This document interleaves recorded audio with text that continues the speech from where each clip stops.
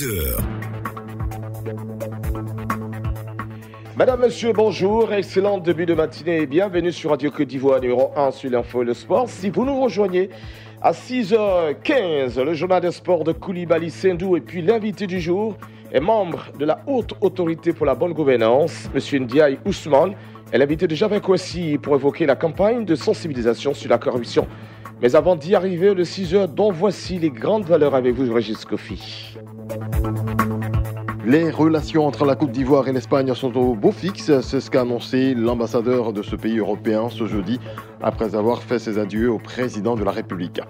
L'indépendance de la Côte d'Ivoire célébrée dans 4 jours, les festivités officielles auront lieu sur le boulevard Valéry Giscard d'Estaing de Treichville. Nous irons justement à Treichville, ce petit village ébrié devenu aujourd'hui une agglomération importante. Que dit le PDCI après la révocation du maire du plateau, Akossi Benjo? La réponse dans quelques instants. Emerson Mnangagwa, à la tête du Zimbabwe après avoir succédé à Robert Mugabe en novembre dernier, a été proclamé vainqueur de l'élection présidentielle de lundi.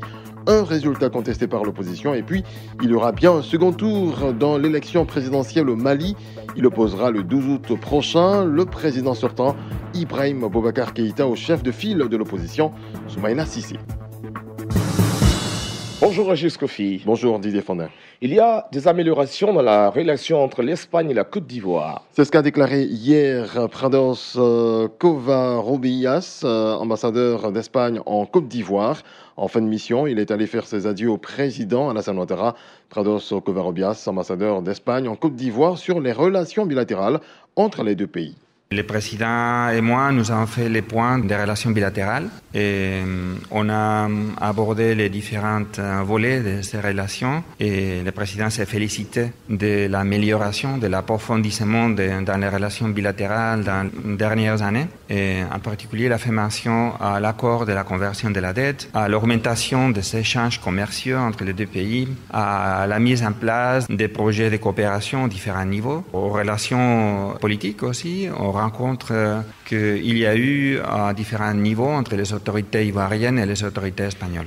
Je le dis en titre, l'indépendance en 2018 sera célébrée sur le boulevard Valéry Giscard d'Estaing, VGE de Treichville. Autrefois, petit village ébrié, Treichville est devenu aujourd'hui une ville prospère. Eh bien, comment s'est construite la renommée de cette agglomération? Jérôme Kouakou nous replonge dans les débuts de ce quartier chic d'Abidjan.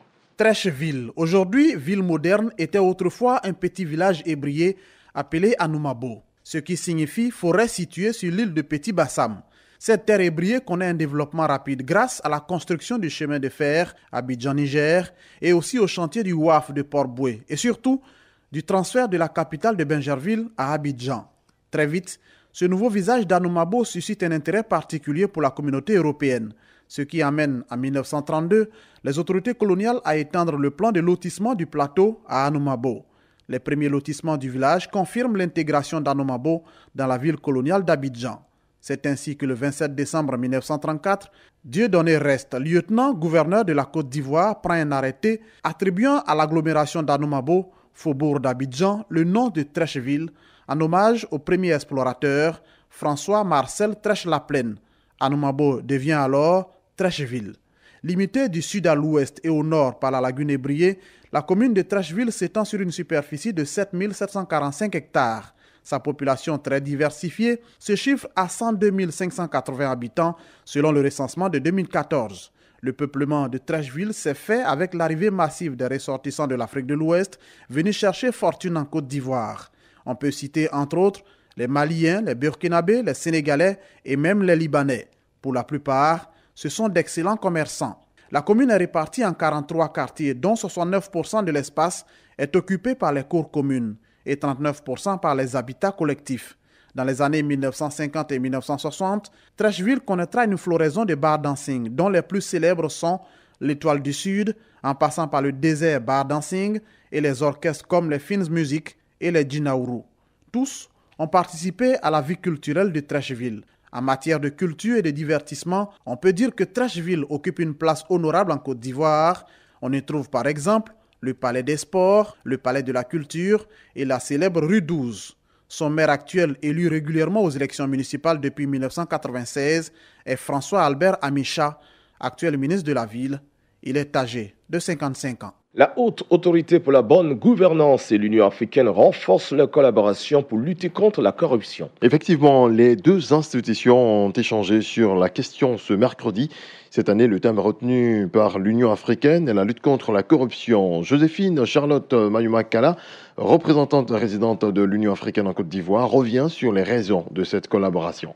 L'Union africaine accompagne les États africains généralement autour de certains thèmes qui sont décidés par les chefs d'État. Il s'agira pour nous de continuer le plaidoyer auprès des autorités ivoiriennes afin que d'ici la fin de l'année, il y ait un engagement plus accru à renforcer la lutte contre la corruption et comme l'Union fait la force, ensemble avec les institutions ivoiriennes, notamment celles-ci, nous pouvons poursuivre les actions nombreuses qui sont engagées par cette institution depuis qu'elle a été mise en place par le gouvernement ivoirien. Le compendium des compétences des personnes en situation de handicap bientôt installé. Oui, un atelier de démarrage de ce projet s'est tenu ce jeudi à Abidjan.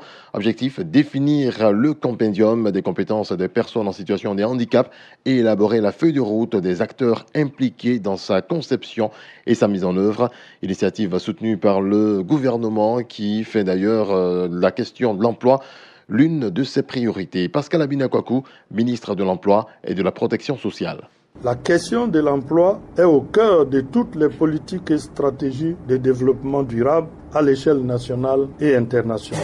Elle constitue pour notre pays un défi majeur à relever. C'est la raison pour laquelle il a été élaboré un nouveau cycle de politique nationale de l'emploi pour la période 2016-2020, dont l'objectif général est de promouvoir l'accès à un emploi productif, décent et durable pour tous les hommes et femmes en âge de travailler. Cette politique accorde également une place de choix aux personnes vulnérables en général et aux personnes en situation de handicap en particulier. Et on en vient à cette information. Le PDCI RDA condamne la révocation du maire de Plateau, Akosi Benjo. Dans une déclaration lue ce jeudi soir à la résidence du président Henri Konan Bédié à Abidjan-Cocody, le parti septuagénaire appelle le gouvernement ivoirien à abandonner les enquêtes et les poursuites contre le maire Akosi Benjo. Extrait de cette déclaration lue ici par le porte-parole du PDCI, Ndri Kwadio Narcisse. Le PDCI RDA, bien qu'attaché au principe de la gestion rigoureuse et transparence des finances publiques, s'étonne cependant de la précipitation avec laquelle cette décision de révocation du maire Noël Akosi Benjo a été prise.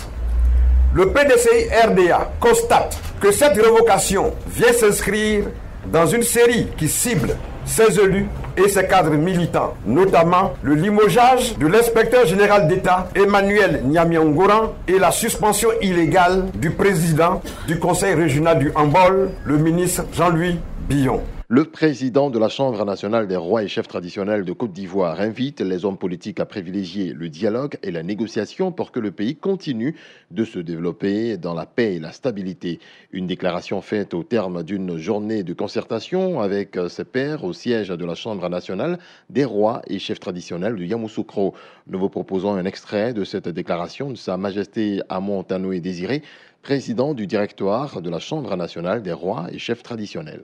Nous demandons à nos hommes politiques de faire en sorte que nos paisibles populations n'aient plus à payer injustement le lourd tribut de nos inconséquences politiques. Dans ce contexte, les choses étant ce qu'elles sont, ne devons-nous pas suggérer à nos hommes politiques d'envisager l'élection présidentielle de 2020 comme ouvrant une période transitoire, en retenant les hypothèses les plus bénéfiques pour le bonheur des Ivoiriens et de toutes les communautés vivantes avec nous. Sur cette base, dans tous les cas, le vœu des rois et chefs traditionnels est que le candidat qui sera élu soit celui qui fera l'objet d'un consensus national. La Côte d'Ivoire mérite de continuer à aller de l'avant. Nous ne devons plus ni reculer, ni même stagner. Tout le monde s'accorde à dire que quand il n'y a pas de problème, il ne faut pas s'ingénier à en créer. 1500 agents des forces de l'ordre et de sécurité sont mobilisés jusqu'à la rentrée scolaire afin d'assurer des vacances paisibles aux populations ivoiriennes.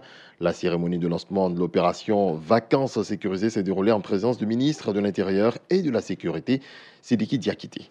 Beaucoup reste à faire, mais nous restons totalement disponibles en tant que membres du gouvernement. Et là, je parle parce que j'ai parlé aussi au Premier ministre. Nous serons à vos côtés pour réussir pleinement votre mission. À vous, officiers supérieurs, officiers et sous-officiers, vous avez fait le choix des armes.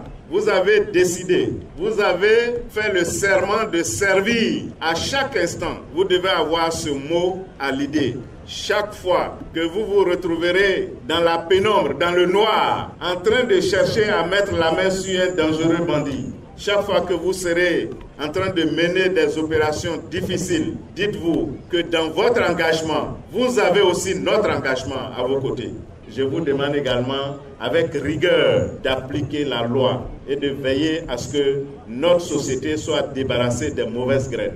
1200 poussins interdits de vente ont été saisis et abattus par la direction régionale des ressources animales et halieutiques de Bondoukou. L'abattage de ces poussins en provenance du Ghana se fait conformément à un arrêté en vigueur portant interdiction d'importation de volailles de 2 pays limitrophes. Babako Kofi Kouman, directeur régional des ressources animales et halieutiques de Bondoukou, au micro de Meshak Steve. Vis-à-vis de la loi, il y a un arrêté portant interdiction d'importation de volailles en provenance du Ghana, compte tenu du contexte sanitaire qui prévaut là-bas actuellement par rapport à la grippe aviaire. Et l'arrêté lui-même étant toujours d'actualité, il était opportun qu'on procède à la saisie et à l'abattage de 1200 poussins provenance du Ghana et en partance pour Bouna. C'est des jeunes qui font la vente à la volière ici, passent de cours en cours. Et c'est un phénomène qui n'est pas à l'avantage de nos éleveurs. Et donc tout le long de la chaîne, ce sont nos opérateurs en fait ici qui payent le lourd tribut. Il faut vraiment saluer l'action des éleveurs locaux qui vraiment nous ont appuyés pour qu'on puisse faire cette saisie-là. Actuellement, il y a 2 pays pour lesquels il y a interdiction d'importation de volailles, le Burkina et le Ghana. Actualité internationale au Zimbabwe, Emmerson Mnangagwa a été proclamé vainqueur de l'élection présidentielle de lundi, un résultat contesté par l'opposition. L'ancien bras droit de Robert Mugabe, tombé en novembre, a été élu dès le premier tour de la présidentielle de justesse avec 50,80% des suffrages contre 44,3% pour l'opposant Nelson Chamisa. C'est ce qu'a annoncé ce matin la commission électorale.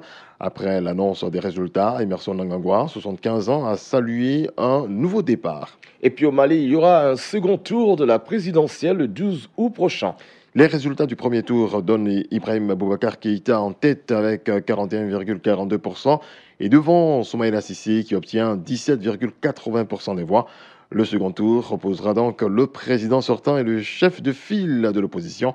Après une longue attente pendant plus de 4 jours et dans la plus grande discrétion, c'est sur l'ORTM, la chaîne nationale, qu'ont été donnés hier les résultats du premier tour de l'élection présidentielle. Fin de ce rendez-vous actualité, coup d'œil à présent, ce qui en a fait l'essentiel. Les relations entre la Côte d'Ivoire et l'Espagne sont au beau fixe, c'est ce qu'a annoncé l'ambassadeur de ce pays européen ce jeudi, après avoir fait ses adieux au président de la République. L'indépendance de la Côte d'Ivoire célébrée dans 4 jours, les festivités officielles auront lieu sur le boulevard Valéry Giscard d'Estaing de Treichville. Nous sommes allés justement à Treichville, ce petit village évrier devenu aujourd'hui une agglomération importante. Emmerson Mnangagwa, à la tête du Zimbabwe, après avoir succédé à Robert Mugabe en novembre dernier, a été proclamé vainqueur de l'élection présidentielle de lundi. Un résultat contesté par l'opposition. Et puis on le disait à l'instant, il y aura bien un second tour dans l'élection présidentielle au Mali. Il opposera le 12 août prochain le président sortant Ibrahim Boubacar Keïta, IBK, au chef de file de l'opposition Soumaïla Cissé.